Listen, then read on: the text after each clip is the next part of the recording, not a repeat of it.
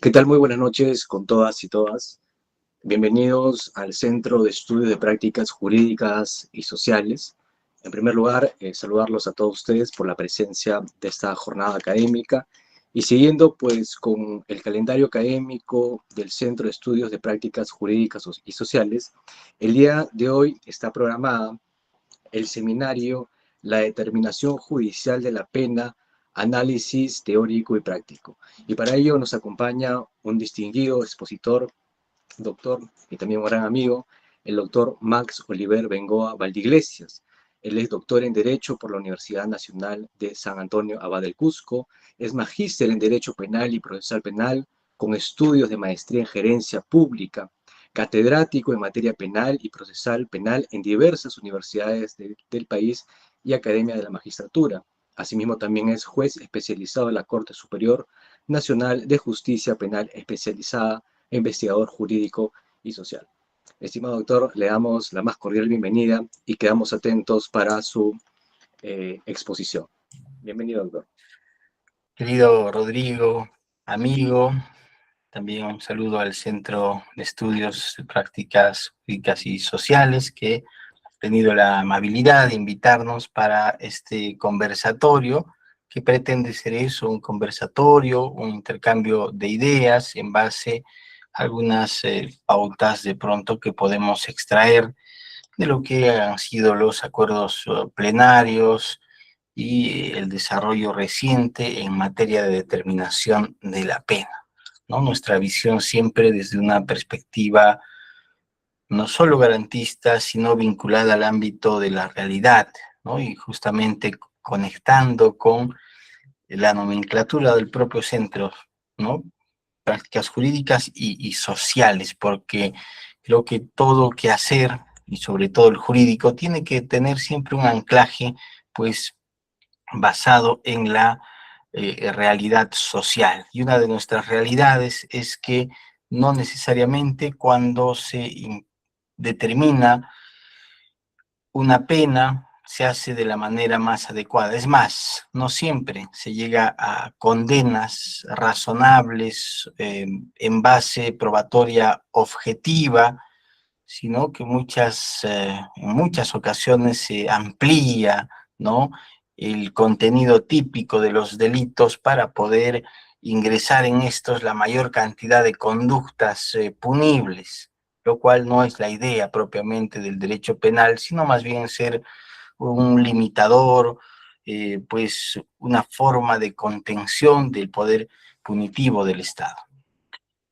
Y en ese sentido, el tema que nos corresponde desarrollar en esta ocasión vinculado a la determinación judicial de pena, abordada desde una perspectiva teórica y práctica, pues se trata de un tema central en el derecho penal, porque en este punto se va a concretar, quizá con mayor intensidad que en cualquier otro ámbito, la racionalidad o irracionalidad de este poder punitivo del Estado, ¿no? No basta, por tanto, declarar la responsabilidad, sino que el verdadero problema jurídico aparece cuando el juez debe responder cuánto castigo corresponde imponer y por qué ese quantum va a resultar compatible con la legalidad, la proporcionalidad, la culpabilidad, ¿no? En perspectiva de criminología crítica podríamos hablar de cuánto dolor justifica ese juez que va a imprimir a un ser humano. Y si vamos más profundo, si realmente podemos considerar que esto es, digamos, legítimo, válido en un contexto social, democrático. Pero aterrizando en las fórmulas operativas que en algún caso podremos decir lamentablemente nos ponen también como camisa de fuerza, pues tenemos que seguir cierta pauta hermenéutica que se ha establecido para dicho fin. Bien, vamos a compartir un momento un material. Bien, hablamos sobre la determinación judicial de la pena, ¿no? Un análisis teórico-práctico en el cual vamos a procurar determinar cuáles son los criterios de esta aplicación en el marco del sistema de tercios escalonado y algunos supuestos especiales que se han señalado. Para esto consideramos que hay algunos principios que orientan esta dosimetría, dosificación de la pena, ¿no? Principios relevantes que nos limitan y nos fijan la pauta de hasta dónde podemos nosotros establecer una pena. Y entre estos tenemos el principio de legalidad, proporcionalidad, de la individualización o concreción específica de la pena, también de humanidad y pues el que se conecta con los fines de la pena, ¿no? Del que tanto se habla, pero poco en la praxis, en la realidad se logra concretar, ¿no? Fines preventivos, en particular la reinserción, protección de bienes jurídicos, que en muchos casos, lamentablemente, terminan siendo pues cuestiones líricas que no cumple el sistema. Y dentro de este marco se han establecido el sistema de tercios, el sistema escalonado y supuestos claves y reglas adicionales que se han fijado y que vamos a ir desarrollando. Aquí un marco un poco general, introductorio de este esquema que vamos a desarrollar. Y también iniciaremos diciendo que dosificar la pena es un ejercicio de razón, justicia y responsabilidad. Ni automatismo, ni arbitrariedad, sino decisiones fundadas, proporcionadas y sobre todo humanas. ¿Por qué es importante este tema hoy, ¿no? La determinación judicial de la pena ya no puede tratarse de una operación intuitiva, meramente discrecional, sino que se exige identificar el sistema aplicable según un orden de operaciones y de este modo motivar la pena concreta con un control reforzado. Históricamente se ha tenido el sistema de determinación de la pena de una manera bastante discrecional, ¿no? Al inicio, al menos, cuando se va a promulgar el Código Penal el año 91.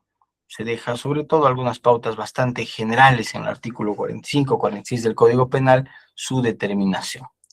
Ante esta situación que sí en su momento también se ha tornado caótica porque había una excesiva discrecionalidad, hemos pasado un poco al otro extremo ya también, ¿no? Un extremo en el que el juez se ve también constreñido a fijar la pena bajo ciertos márgenes muy específicos y muy estrictos que no dejan de tener también ciertas interrogantes todavía para su aplicación y contextos operativos, aplicativos problemáticos, pero que de alguna manera han fijado por lo menos pautas hermenéuticas que permiten tener una mayor aproximación a la pena exacta que debe imponerse.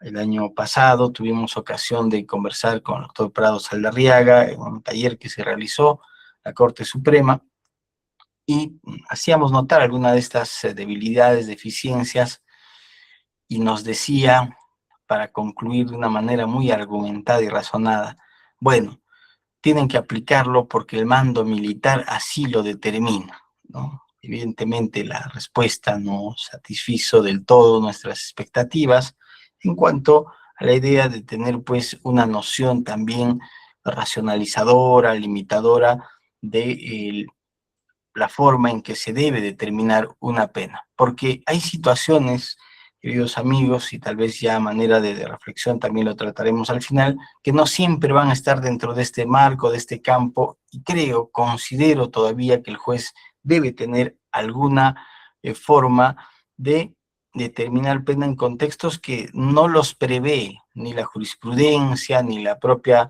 norma que determina estas pautas pues de determinación de pena, ¿no? Por poner algún ejemplo, ¿no? Tuvimos un caso de un delito de tráfico de drogas, 8 hermanos, uno en una situación incluso con ciertas discapacidades y con un rol operativo cada uno distinto, ¿no? Desde el mayor rol de coordinación, vigías, liebres, hasta unos que de alguna manera acompañaban casualmente, pero como suele pasar, pues el Ministerio Público fija las penas de acuerdo al marco general, el Código Penal, y tanto para autores cómplices, termina pidiendo la misma pena. No hay mayor disquisición, no se hace un análisis de repente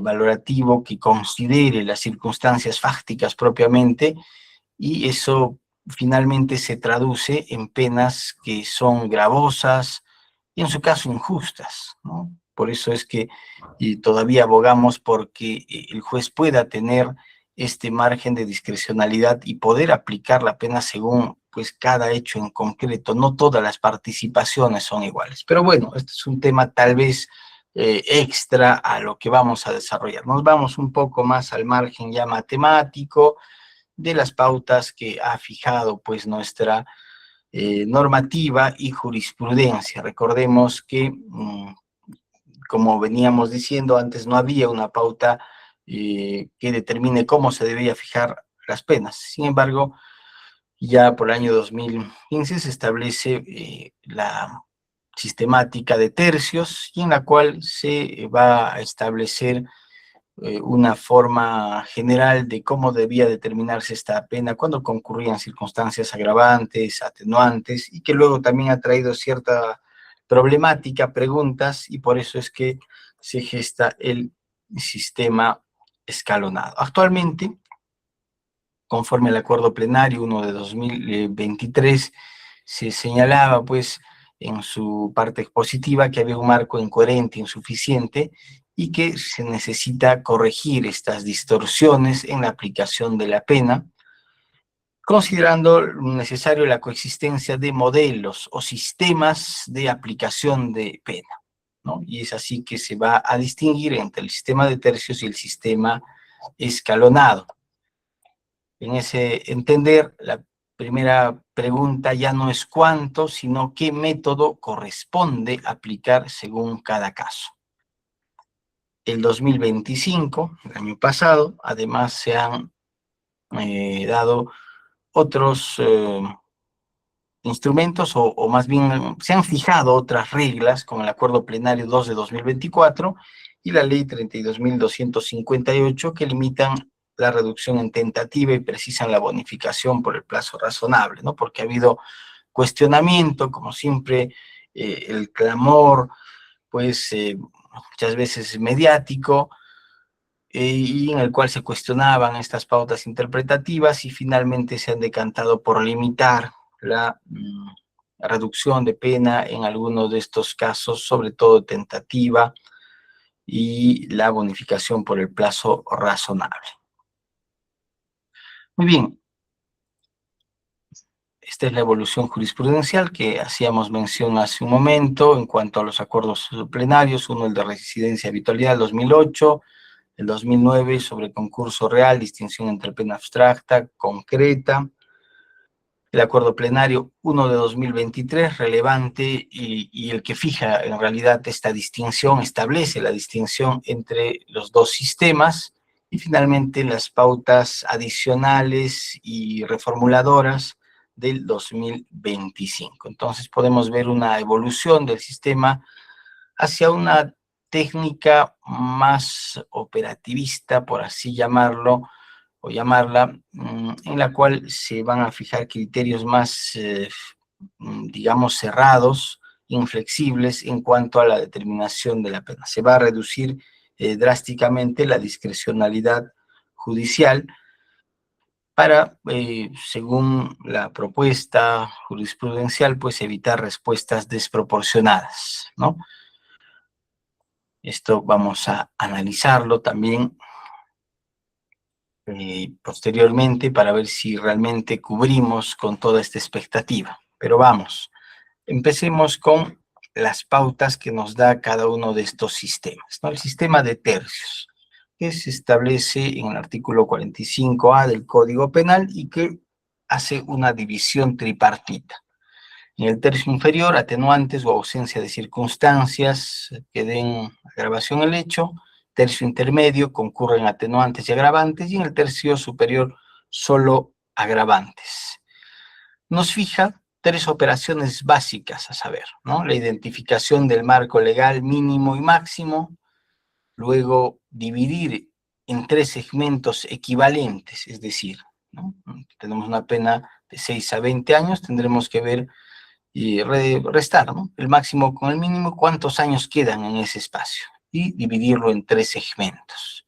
Luego ubicaremos y justificaremos la pena concreta dentro del tercio correspondiente, según las reglas ya precitadas, ¿no? Si no hay ningún atenuante o hay ausencia de circunstancias, en el tercio, más bien precisamos, si hay atenuantes o ausencia de otras circunstancias, en el tercio inferior.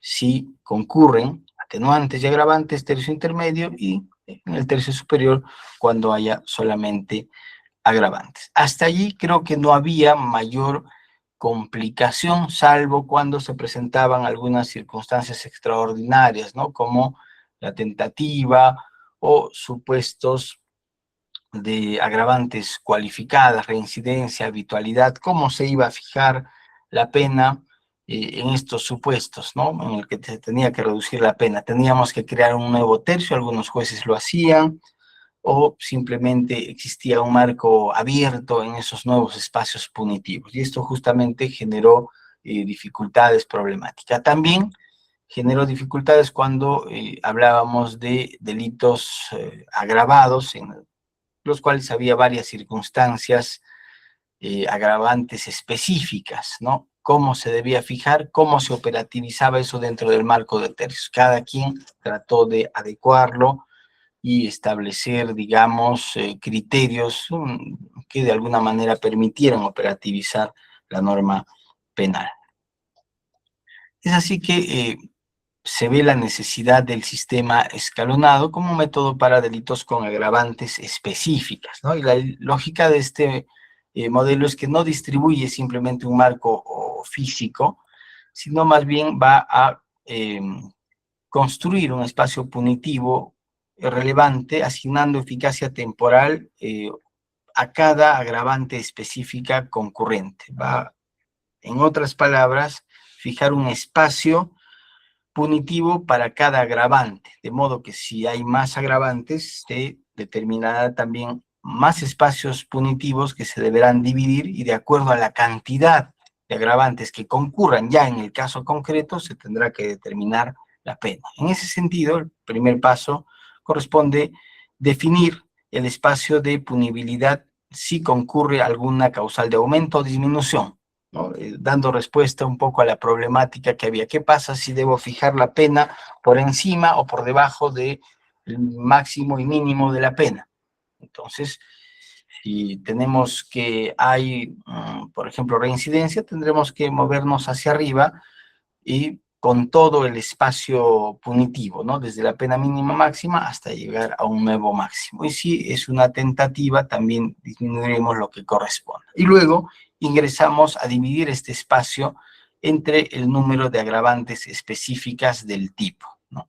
Habrá casos en los que no hay agravantes cualificadas o atenuantes que merezcan una pena por debajo del mínimo, ¿no? En esos casos, evidentemente, vamos a fijar la pena ya dentro del marco que nos fija la norma penal. Entonces, una vez determinado el espacio, vamos a dividir entre el número de agravantes específicas del tipo, ¿no? Si hay un tipo, por ejemplo, en el caso del robo, 8 agravantes, tendremos que dividir ese espacio punitivo entre estas 8 agravantes y asignarle una cantidad determinada. Por ejemplo, 1 año por cada espacio punitivo. Entonces, si concurren 2 o si concurren 3 circunstancias agravantes, tendremos que agregarle pues ese quantum a la pena básica, ¿no? Y así va a ir subiendo. Por eso es un sistema escalonado. La pena concreta surge después de justificar qué escalón ocupa el caso, fijándose a partir del escalón base, y vamos subiendo de manera gradual hasta determinar qué pena corresponde. Es decir, avanzar los escalones que corresponden a las agravantes que concurren ya en el caso concreto. Recuerden, en un primer momento hablamos de las agravantes en general, todas las que concurren para ese delito. Pero en un segundo momento estaremos hablando de las agravantes ya que son específicas del hecho en concreto, ¿no? Y allí determinaremos cuál es la aplicación que debemos, o cuál es la pena que va a corresponder de acuerdo a la cantidad de agravantes concurrentes. Finalmente, ¿no?, el sistema escalonado nos dice que si hay alguna bonificación procesal, ¿no?, si existe alguna bonificación, como una conclusión anticipada, por ejemplo, la vamos a aplicar luego de que se ha determinado la pena concreta aplicable a este caso, ¿no? Eso solo va al final, si hay conclusión anticipada o alguna otra reducción, es luego de determinar, pues, la pena concreta a imponer. Bien, el aporte que podríamos considerar relevante de este acuerdo plenario es fijar una secuencia más estandarizada, ¿no? Verificar si hay una agravante cualificada o causal de aumento, en su caso causal de disminución. Con esto fijamos el espacio punitivo y aplicamos, según corresponda, el sistema de tercios o el sistema escalonado. Luego tendremos agravantes específicas concurrentes de acuerdo a cada uno de estos sistemas y finalmente se aplicará la bonificación procesal. Entonces, ya no hay una discrecionalidad en la forma en que se aplica la pena, porque había problemática cuando, por ejemplo, algunos jueces consideraban primero la disminución por la conclusión anticipada y luego hacían la operación ya de disminuir en este nuevo tercio o en este nuevo espacio punitivo, más bien me corrijo, cuál de los espacios le correspondía, ¿no? Entonces se hacía un poco la operación al revés y evidentemente el resultado al final pues es distinto ya al momento de establecer una pena final. Muy bien, entonces ahí la clave es considerar que la bonificación procesal final que se determina no modifica el marco abstracto ni reemplaza el método de determinación, opera solo sobre la pena concreta parcial ya obtenida. Bien, existe también pues en este acuerdo plenario algunas pautas adicionales que se deben tomar en cuenta, como en el caso de la tentativa, y también con la reforma establecida por la ley 32.258, que también está referida a este supuesto especial, ¿no? El acuerdo plenario 1/2023 admitía una reducción amplia del nuevo espacio punitivo, de manera general hasta la mitad, y luego aplicaba el método correspondiente. El acuerdo plenario 2/2024 y la ley 32.258 introducen topes por gravedad y restricciones expresas para delitos determinados. En este caso, los topes jurisprudenciales de reducción por tentativa son, según la categoría de gravedad de los delitos. Van a considerar entonces, a través de este acuerdo plenario, que existen delitos especialmente graves y estos son aquellos con pena mayor a 15 años, ¿no? Y cuando son más graves, vamos a considerar que la reducción es menor, ¿no? Esa es la regla. Ante delitos más graves, la reducción es menor. Si son especialmente graves, con penas mayores a 15 años, solamente se podrá reducir hasta un sexto. Si son delitos graves, entre 8 y 15 años, reduciremos hasta un tercio. Y si son delitos menos graves, volveremos a la fórmula inicial de poder reducir hasta la mitad. Esto en el caso de delitos con penas menores a 8 años. Ahora, la ley que ya hemos mencionado varias veces, expresamente pues limita la posibilidad de esta aplicación en delitos como el feminicidio, secuestro, robo agravado y ciertos supuestos de extorsión, y la disminución no puede exceder un tercio del mínimo legal. La regla operativa en este caso afecta al mínimo y máximo, luego se aplican los tercios escalonados según la estructura del delito que estamos analizando. Muy bien. Vamos a otros dos problemas o situaciones también que menciona como aspectos problemáticos el acuerdo plenario. tenemos el supuesto de la cadena perpetua. ¿Qué pasa? ¿No? Se pregunta la Corte Suprema cuando tenemos como pena a determinar la cadena perpetua. ¿Aplican o no las reducciones? ¿No? Entonces, consideran que sí se puede aplicar y fijan ciertos criterios y supuestos sobre todo. Si concurre tentativa o imputabilidad restringida, nos dice el acuerdo, será de 30 años la pena a aplicarse.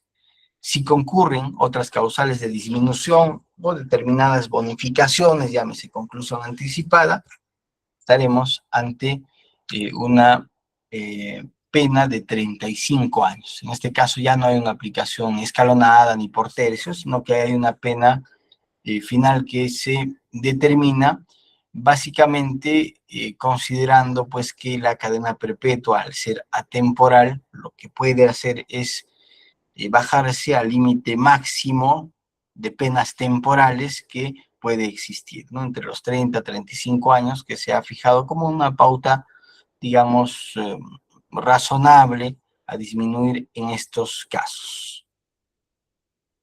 Siendo justamente pues la lógica, el criterio, el de racionalidad de reemplazo, incluso frente al castigo más grave que existe en nuestro catálogo punitivo. Ahora bien, tenemos la prognosis de pena y la prisión preventiva también como una cuestión particular, ¿no? Seguramente por la praxis o por lo que podemos ver en nuestro quehacer formativo, académico, advertimos una situación particularmente problemática cuando se va a solicitar una medida de prisión preventiva, ¿no? Y en esos casos advertimos que se hace también una prognosis, ¿no? ¿Cómo debería hacerse esa prognosis? Se debe tomar en cuenta estos criterios que acabamos de señalar. Evidentemente, sí, ¿no? Este pronóstico no debería apartarse en principio de las reglas vigentes de determinación judicial, con la salvedad, evidentemente, de que esto es una cuestión provisional y que va a partir del material, digamos, de elementos probatorios, de convicción que en ese momento se cuenta, ¿no? Con lo que hasta ese momento ha aportado la investigación. Entonces, en este caso, debemos considerar que la metodología para la prisión preventiva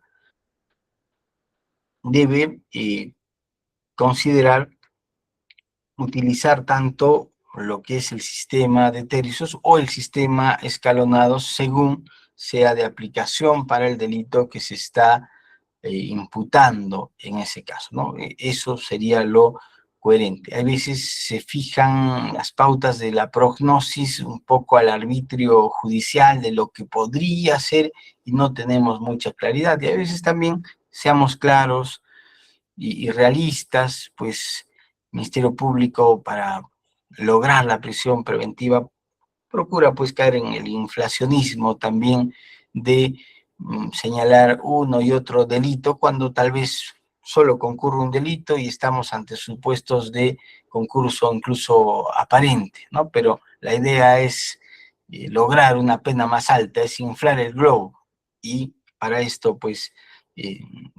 hay maneras en las que tanto el Ministerio Público y el Poder Judicial ingresan en este ámbito para justificar simplemente la prisión preventiva. Así no sea que al final se imponga esa pena e incluso permita una pena de carácter suspendido. Por eso es importante en todo caso tener estas pautas hermenéuticas también para reducir esa discrecionalidad en este ámbito, considerando que la prognosis cautelar debe dialogar con las mismas reglas de dosimetría penal, aunque con una valoración provisional. Muy bien, hasta este punto, ¿no? Tal vez hay alguna pregunta, alguna cuestión que podamos aclarar antes de pasar a la pauta práctica que corresponde también a nuestra exposición, ¿no? Hasta el momento hemos fijado, a manera de repaso,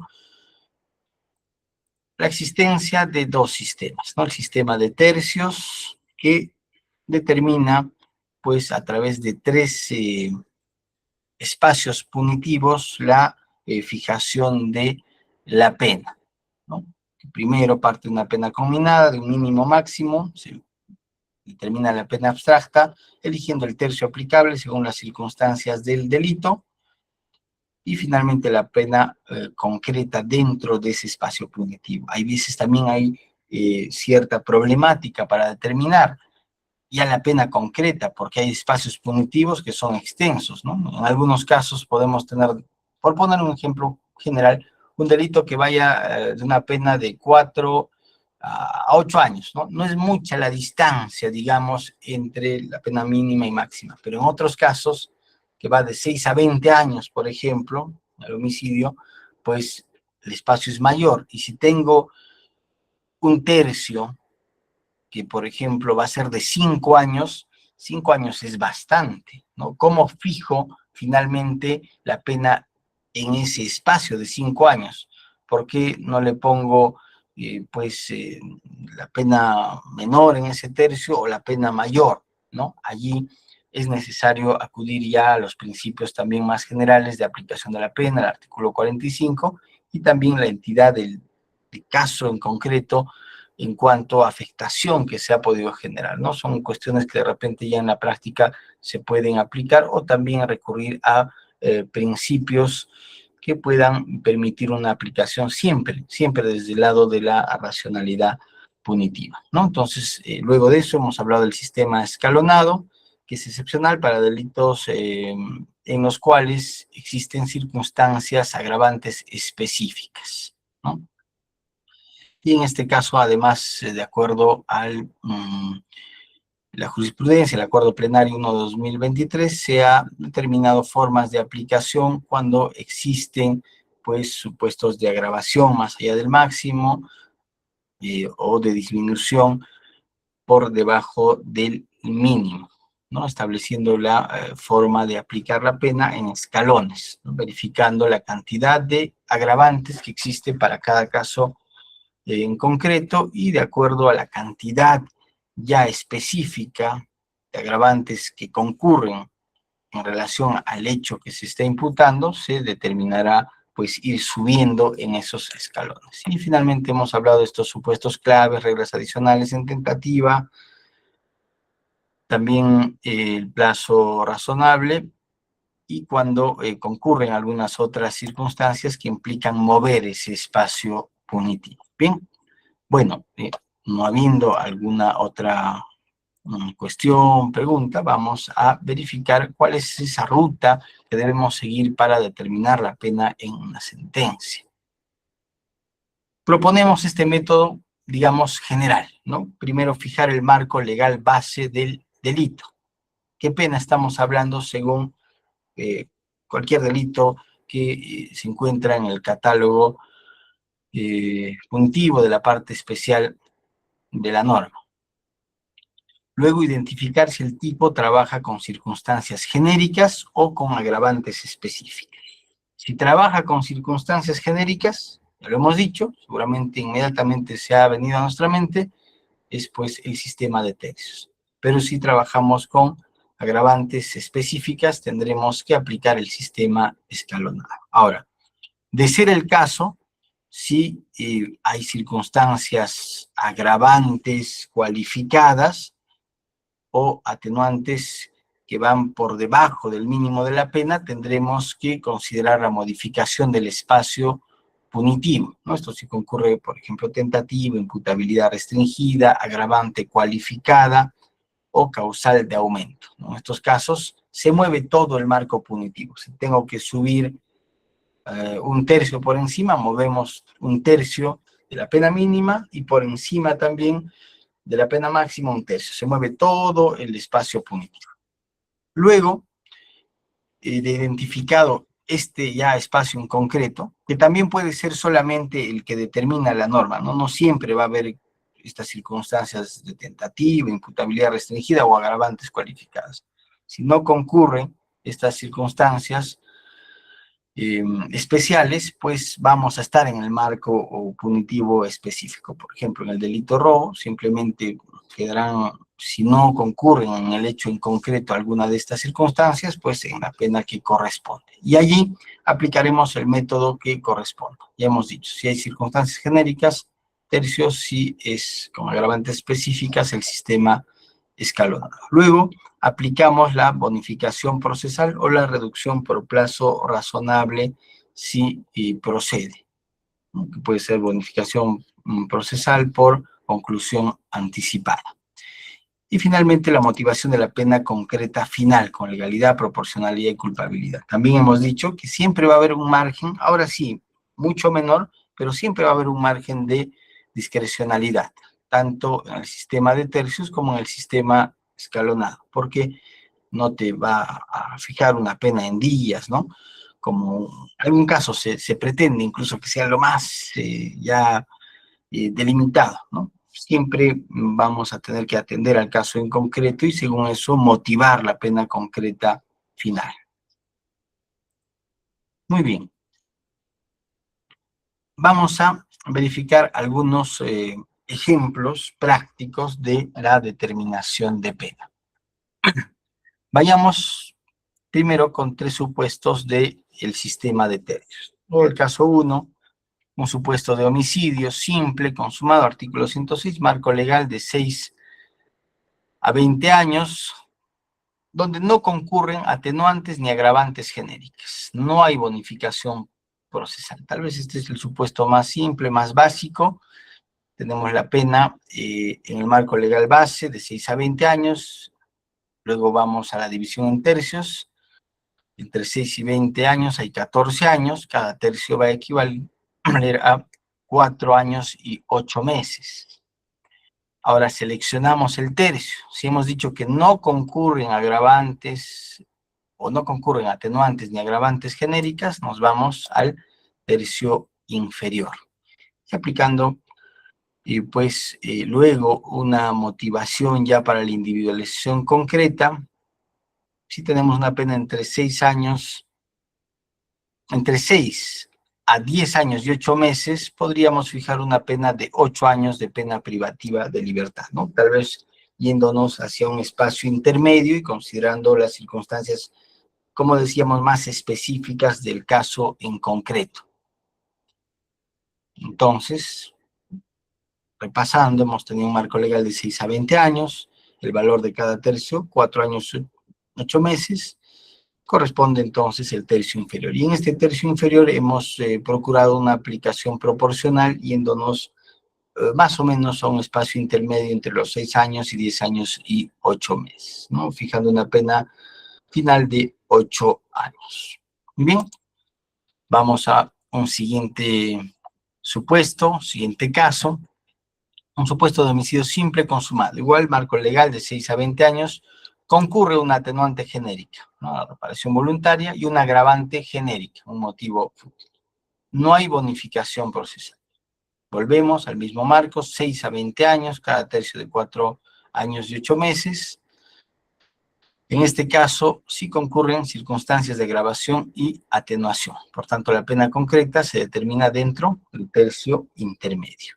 Este tercio intermedio va de 10 años y 8 meses a 15 años y 4 meses. Entonces, también haciendo una determinación racional, proporcional de la pena, consideramos que una pena intermedia y proporcional al caso podría ser de 12 años. Muy bien. En este caso también, reiteramos, ¿no? La motivación judicial va a ser importante para decidir exactamente el punto dentro de este rango que nos establece este espacio o tercio de determinación de la pena. Bien, un tercer caso, supuesto de homicidio simple, tentado, igual, pena de 6 a 20 años, se asume la reducción máxima habilitada para el delito menos grave, que es la mitad, no concurren circunstancias genéricas de agravación y el acusado se acoge a conformidad. ¿No? Un poco más complejo ya, en este caso, el sistema. Al ser un delito menos grave, mínimo menor de 8 años, se reduce simultáneamente el mínimo y el máximo en la mitad, ¿no? Un nuevo marco de 3 a 10 años. Luego, la diferencia entre el mínimo y el máximo es de 7 años, cada tercio equivale a 2 años y 4 meses. La pena concreta parcial, sin agravantes genéricas, corresponde al tercio inferior de 3 a 5 años. Se fija una pena parcial de 5 años. En este caso hemos dicho que el acusado se acoge a una conformidad por la cual se va a reducir el tope de un séptimo, reduciéndose a 4 años y 3 meses, ¿no? Entonces, la ruta de solución es esta de reducir la tentativa hasta la mitad, que nos señala la norma, se fijan los tercios y se resta al final, luego, antes de restar por conformidad, vamos a establecer una pena concreta parcial, ¿no? Estamos señalando 5 años y finalmente se va a restar pues esta conformidad hasta un séptimo y podemos obtener una pena de 4 años y 3 meses, según siempre también el caso en concreto. Algo que tal vez ya en la praxis hemos determinado es reducir siempre el séptimo, no necesariamente, ¿no? Puede haber algún caso en el que por alguna circunstancia específica no se pueda bajar hasta ese extremo, ¿no? Dependiendo del caso en concreto. No es muy habitual, en algún caso lo hemos tenido, pero debe recordarse que es un tope, no es una pena fija a reducir o una cantidad fija a reducir. Muy bien, ahora vamos con el sistema escalonado, que es un poco la novedad y que nos reta un poco más para su determinación. Tenemos un supuesto en el que concurren dos agravantes específicas. Vamos a hablar del robo agravado consumado. Un marco legal de 12 años a 20 años, ¿no? Para fines de la explicación, se va a tomar el modelo de 8 agravantes específicas de primer nivel. En consecuencia, cada escalón equivale a un año, concurren dos agravantes específicas y no hay ninguna bonificación adicional. Entonces, ¿qué hacemos? Primero, el marco base 12 a 20 años. Vamos a verificar el valor del escalón. Diferencia total, 8 años entre el mínimo y el máximo. Si se prevé 8 agravantes, cada agravante equivaldrá a un año.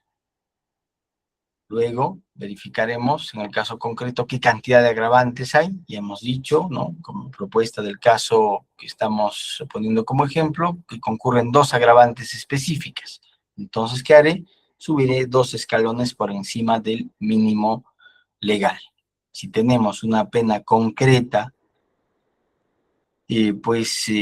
o una pena mínima de 12 años, adicionamos los 2 escalones, 2 años, tendremos una pena concreta de 14 años de pena privativa de libertad, ¿no? En este caso no hablamos, como ya hemos dicho, de tercios. Estamos ante un sistema diferente, que convive con el sistema de tercios, pero que está diseñado para otro tipo de supuestos, como es este caso del robo, en el que en su forma agravada, el artículo 189, establece circunstancias agravantes específicas.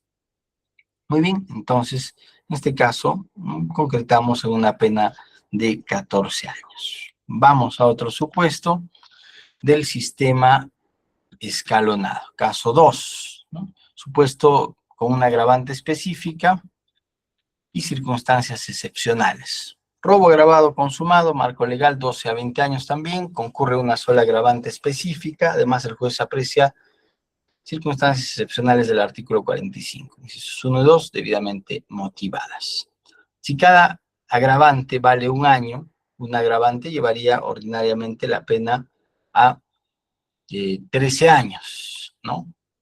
Esto es, si solamente hay un agravante que equivale a un año, porque estamos dividiendo entre los 8 o entre las 8 agravantes que hemos mencionado, correspondería a 13 años. Pero también en el acuerdo plenario se establece una pauta, ¿no?, que dice que podrá haber casos en los que el juez motivadamente pueda bajar hasta el mínimo de ese espacio punitivo, porque si consideramos la pauta tal como está rígida, nunca podríamos establecer la pena mínima, ¿no? Si es de 12 a 20 años, siempre tendríamos que hablar de una pena, pues, de más de 2 años, porque vamos subiendo escalones, ¿no? En ese sentido, también se fija una pauta, ¿no? El esquema escalonado puro podría impedir llegar al mínimo legal, incluso cuando el caso revela condiciones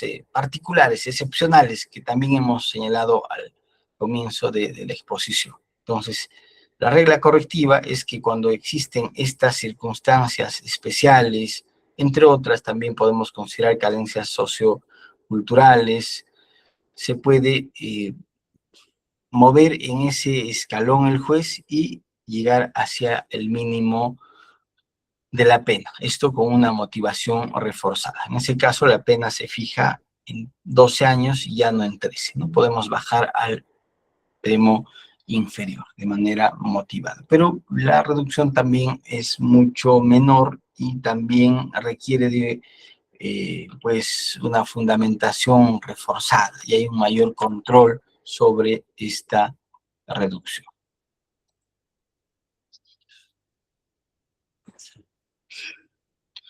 Supuesto 3 del sistema escalonado. Agravantes específicas más conformidad. El mismo caso de robo, marco legal, 12 a 20 años, concurren 4 agravantes específicas. Ya no solo son 2, en este caso el hecho es más grave, concurren 4. El acusado además se acoge a conformidad y vamos a determinar la pena del siguiente modo. Escalón base de 12 a 20 años, 8 agravantes, valor por cada escalón, 1 año. Pena concreta parcial. Si consideramos 4 escalones, ¿no?, de 1 año, estaremos pues de la pena mínima sumando 4 años y un total, llegamos a un total de 16 años como pena concreta parcial. Pero además se nos dice que el acusado se acoge a una conformidad. Entonces tendremos que reducir a estos 16 años lo que corresponda, ¿no? En este caso, vamos por un séptimo, llegaremos hasta 13 años y 8 meses, ¿no? Que podría ser, pues, la pena concreta a imponer en este caso. Bien, entonces, no olvidemos que la pena o la reducción, la bonificación, se aplica siempre luego de verificar las circunstancias, ya sea del sistema de tercios o en el sistema escalonado. Caso 4, tentativa en delito grave, marco legal, en este caso volvemos al mismo ejemplo de robo agravado, 12 a 20 años, se trata de un delito grave, se toma la reducción máxima habilitada de 1/3 en ambos extremos, concurren 2 agravantes específicas y no hay bonificación, ¿no? Entonces, como señala el acuerdo plenario 2 de 2024, cuando se trata de un delito grave, se permite reducir hasta 1/3 en ambos extremos. Entonces, ya no vamos a hablar de un marco de 12 a 20 años, hablaremos de un marco de 8 a 13 años y 4 meses. Bien, en este marco, el nuevo valor, según cada escalón, será de 8 meses, ¿no?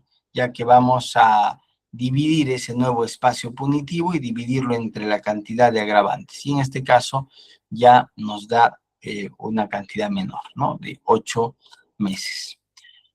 En ese sentido, la pena mínima, según este nuevo marco, sería de 8 años. A esto le agregamos los 16 meses que corresponden a 2 agravantes, 8 por cada agravante, y vamos a llegar a una pena concreta final de 9 años y 4 meses. Ya es un supuesto diferente al anterior, ¿no? Hay tentativa y por tanto vamos a reducir según también permite la norma. Bien, vamos a un penúltimo caso del sistema escalonado. Tenemos la tentativa en delito menos grave, lesiones graves, con agravantes específicas de primer nivel, marco legal del delito consumado de 6 a 12 años. Delito menos grave, se toma la reducción máxima habilitada de la mitad. Para fines del presente, se asume 3 agravantes específicas del nivel aplicable, del primer nivel aplicable, ¿no? Que son 2. Bien, volvemos a la regla del acuerdo plenario, ¿no? Reducción por tentativa permite reducir hasta la mitad. Estamos reiterando, es un delito menos grave, con un nuevo marco de 3 a 6 años, porque nos vamos hasta la mitad. En el nuevo escalón tenemos 3 años de diferencia entre el máximo mínimo y se aplica para 3 agravantes. Cada escalón va a ser de 1 año también.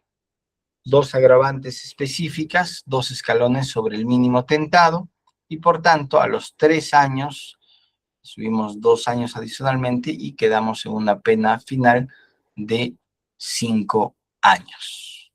¿Bien? Entonces, así se aplicaría en este caso de un delito menos grave.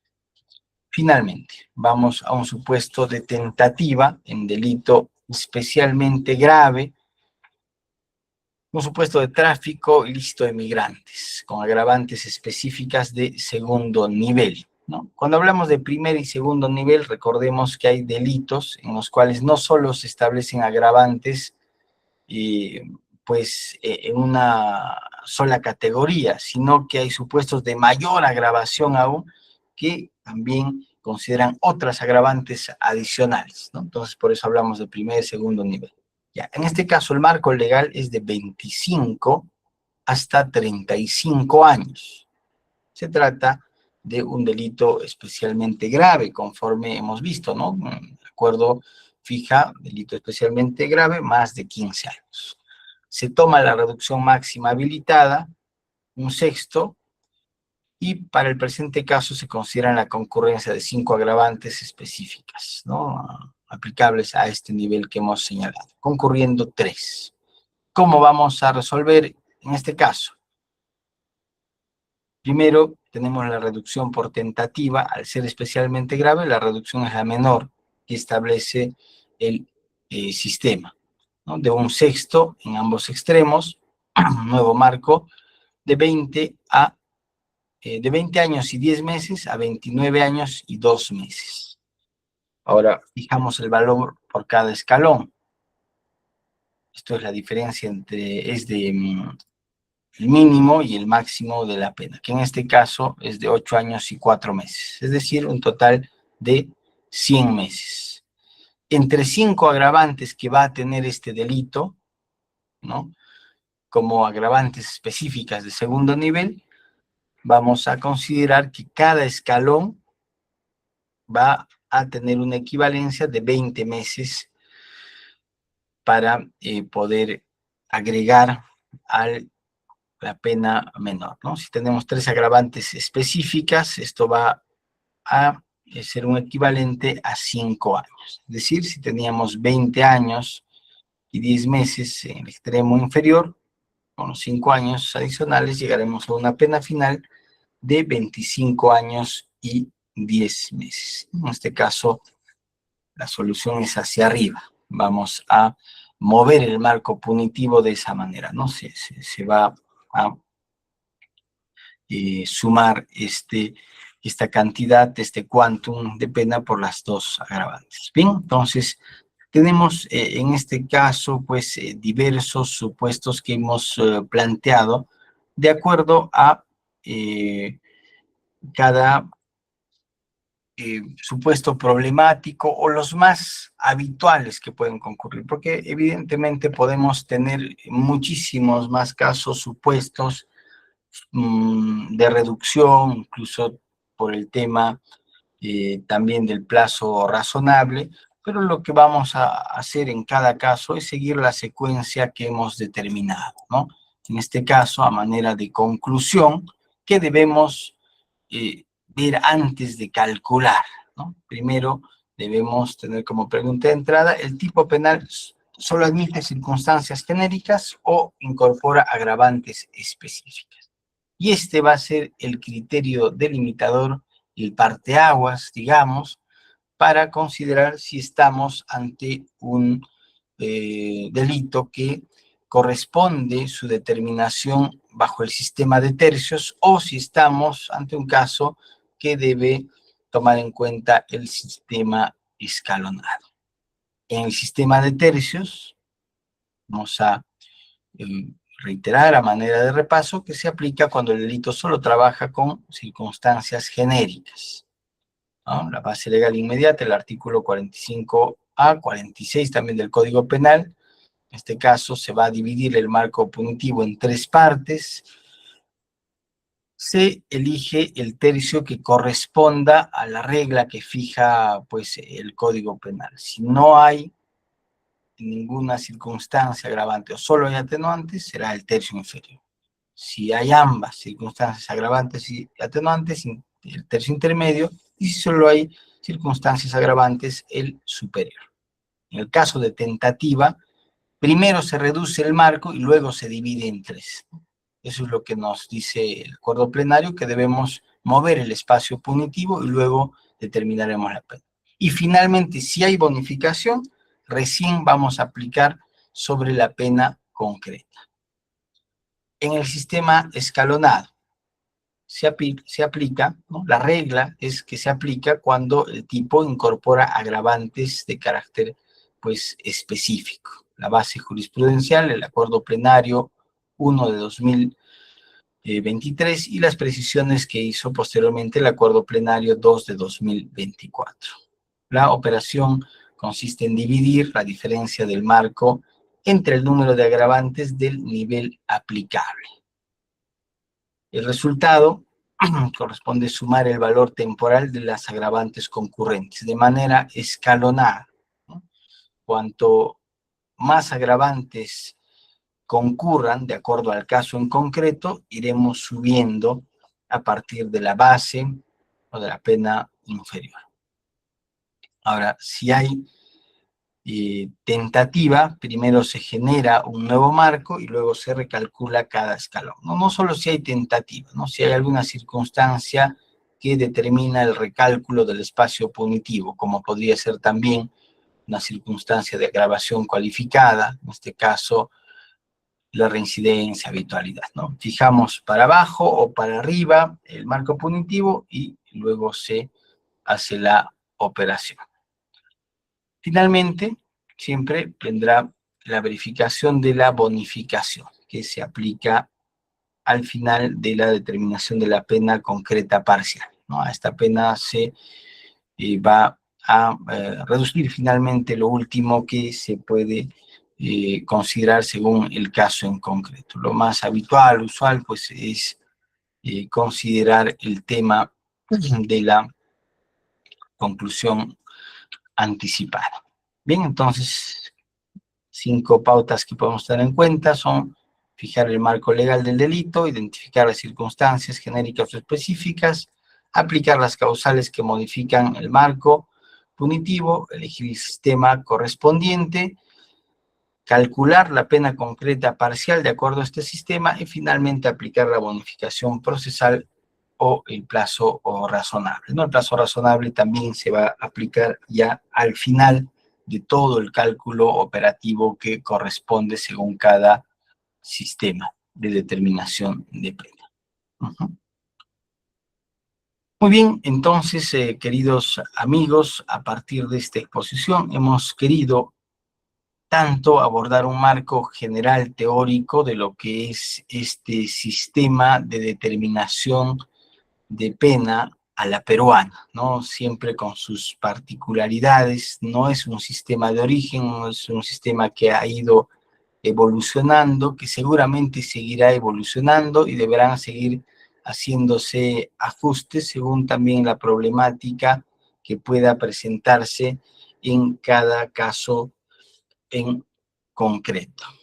Muy bien, amigo hasta esta parte de la exposición. Si hay alguna pregunta, bienvenido o bienvenida para poder también hacer la aclaración, precisión que corresponde.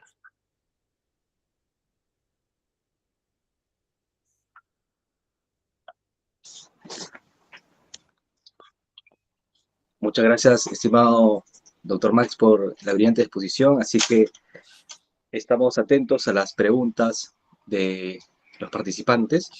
De hecho, tenemos algunas preguntas también por interno que te lo voy a formular. Asimismo, si desean intervenir, pueden levantar la manito o también apertura el audio para que puedan hacer las preguntas a nuestro distinguido ponente.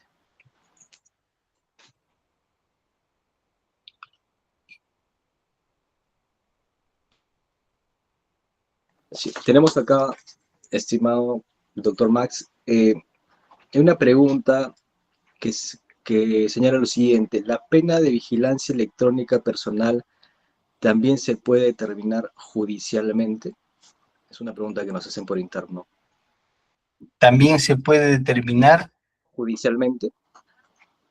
judicialmente, ¿no? Ajá, sí. Concretamente, si la pena de vigilancia electrónica personal también se puede determinar judicialmente. Esa es la pregunta que nos hacen por Bien. interno. En cuanto a la pena de vigilancia, recordemos que su regulación es bastante particular en nuestro sistema, ¿no? Puede utilizarse en principio como medida cautelar para asegurar la presencia del imputado, pero también está determinado como pena, ¿no?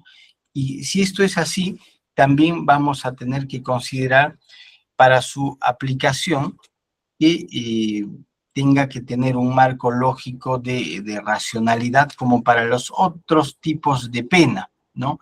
Y por extensión, lo que se está haciendo es aplicar también estos sistemas para las otras determinaciones de la cantidad, del tiempo que se va a fijar, ¿no? Hablemos de pena de multa, hablemos pena de inhabilitación y en este caso también de la vigilancia electrónica de acuerdo al tiempo que corresponda en relación a las circunstancias que se van a presentar en el caso en concreto, ¿no? Si bien no hay una precisión específica, determinada hasta el momento en los acuerdos plenarios, con ese nivel de precisión, sí se está aplicando esta cuestión. En todo caso, corresponderá, pues, de todos modos, al órgano jurisdiccional justificar, motivar la pena de acuerdo a los criterios que considere más razonables y beneficiosos de acuerdo al caso en concreto. Perfecto, doctor.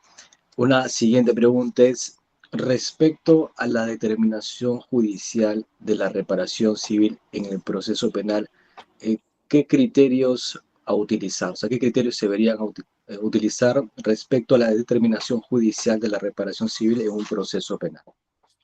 Qué interesante la pregunta. Claro, hemos diseñado toda esta explicación en base a lo que corresponde a la determinación judicial de la pena, que tiene estos criterios en específico, pero poco se ha tratado y poco se habla de la determinación de lo que corresponde a la reparación civil y cuáles son los criterios a imponer, ¿no? Muchos de nosotros, seguro en la praxis, vemos un nivel de discrecionalidad bastante amplio, si no arbitrario, incluso al momento de fijar la reparación civil. Y esto porque de alguna manera se ha visto la reparación civil como un aspecto apendicular, accesorio a la aplicación de la pena, cuando nuestro sistema regula de forma, digamos, específica la posibilidad de tanto seguir la pretensión punitiva como resarcitoria, ¿no? En ese sentido, consideramos que aún es una tarea pendiente el establecer criterios más objetivos para esta determinación. No obstante, sí hay algunos pronunciamientos jurisprudenciales que sobre todo fijan la pauta interpretativa, hermenéutica para fijar la reparación civil, en principio de acuerdo al caso en concreto, en relación al daño que se ha causado, ¿no? Cuando es un daño patrimonial, de alguna manera es más fácil de determinar, porque hablaremos del lucro cesante, del daño emergente, y tendremos cierta pauta incluso probatoria que nos permita fijar. Pero cuando hablamos del daño extrapatrimonial, y que es el que habitualmente tenemos en el caso de los diversos delitos que vemos más, en nuestro caso, en mi caso diré, delitos contra la administración pública, etcétera, pues vemos un daño inmaterial. Y en ese caso, también hay algunas pautas que se ha fijado, pero no a nivel cuantitativo, evidentemente, sino más cualitativo, ¿no? Cómo va a ser el daño a la imagen institucional, cómo va a ser pues la gravedad del deber que ha sido infringido, la repercusión social que ha habido en relación a ese hecho, ¿no? Todos estos criterios cualitativos se tendrán que tomar en cuenta para esta fijación de la reparación civil cuando se trata de un ámbito extra patrimonial, ¿no? Y definitivamente tendrá que haber una motivación también específica, cualificada, para que se permita determinar, pues, finalmente también del modo más razonable posible el ámbito de la pretensión resarcitoria. Gracias por la pregunta. Perfecto. Una última pregunta, doctor, es la siguiente. En la realidad carcelaria del hábitat indigno y el hacinamiento debe tomarse en cuenta en la determinación judicial de la pena o es un dato irrelevante, es lo que me pregunto. Excelente pregunta, excelente, porque, bueno, quienes nos conocen saben cuál es nuestra perspectiva del derecho penal, de la cárcel en general, de pues la incongruencia que existe en el sistema entre lo que es lo normativo, lo que debería ser, y lo que es en la realidad. Y en ese sentido, hay muchas circunstancias que al momento de fijarse estas pautas interpretativas, hermenéuticas, no se toman en cuenta, ¿no? Por ejemplo, esta cuestión de la realidad carcelaria, el hacinamiento, que es sumamente objetivo, ¿no? Es más, el Tribunal Constitucional lo ha establecido, ¿no?, como un estado de cosas inconstitucional. Vemos las estadísticas y no hacen más que corroborar esta situación crítica, pero esto sí no lo toma en cuenta el acuerdo plenario. Y si uno va a la fuente, y esto ya se los dejo un poco como un tema anecdótico, como tal vez pues también para la crítica, ¿en qué fuentes se basa el acuerdo plenario para determinar, en el acuerdo plenario 2 de 2024, por ejemplo, la necesidad de reformular estas reducciones, ¿no? Se basa en cuestiones básicamente mediáticas, recortes periodísticos, o cifras que no necesariamente tienen la objetividad necesaria para fundamentar por qué debe determinarse la pena de un modo u otro. Consideramos que una reforma de la determinación de la pena tendría que tomar en cuenta este tipo de aspectos que conectan con la realidad, ¿no? Las carencias sociales tomadas en cuenta, pero en serio, con personal especializado que pueda determinar los niveles de vulnerabilidad que tienen las personas, las capacidades que tienen para comprender la naturaleza de sus actos. Todo eso no se hace y todo eso no se toma en cuenta en lo cotidiano, en lo práctico, ¿no? Estamos muchas veces frente a jueces autómatas y lo digo incluso desde nuestra tribuna, sin pretender denostar la función judicial de nuestros colegas, pero lamentablemente eso es lo que sucede, ¿no? Bueno, ya esto lo ha dicho de este modo el acuerdo plenario y yo no me puedo apartar de eso, y esto es falso, ¿no? Finalmente señalaremos como idea tal vez conclusiva que sí nos podemos apartar de este acuerdo plenario y también de forma motivada y razonada fijar algún una pauta de interpretación que incluso puede señalar, ¿no?, que apartándose del acuerdo plenario conforme a la ley orgánica, fijo esta nueva pauta porque el caso así lo exige, porque en este caso no se está tomando en cuenta una realidad tan grave como lo es, ¿no?, el hacinamiento carcelario, y que supondría en este caso, de acuerdo a pues el hecho en concreto, afectar más bien a la persona en vez de lograr un nivel de composición social e incluso reparación a la víctima, ¿no? Importantísima la pregunta, les agradezco, y sirve para señalar también que creo que todavía podemos de alguna manera escapar a esta camisa de fuerza que es la forma de determinación judicial de la pena, pero no escapar para punir más, ¿no? Escapar cuando sea necesario para aplicar las penas de manera más racional y justa. Excelente, muchísimas gracias por la respuesta, estimado doctor Max, no sé si hay alguna otra pregunta más, sino para ya dar las palabras de cierre de este evento académico.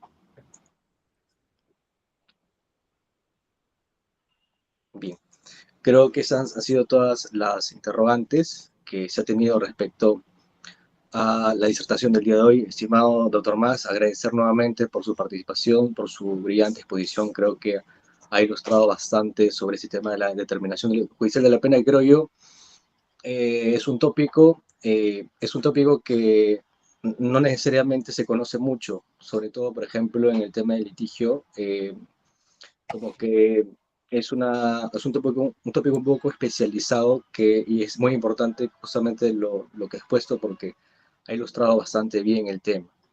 Y también le da una mirada crítica, ¿no? Creo que también este tipo de espacios sirven para repensar y cuestionar ciertas situaciones, como por ejemplo lo mencionado sobre el acuerdo plenario, ¿no? ¿Cuáles han sido las fuentes que se han recogido para poder emitir ese acuerdo?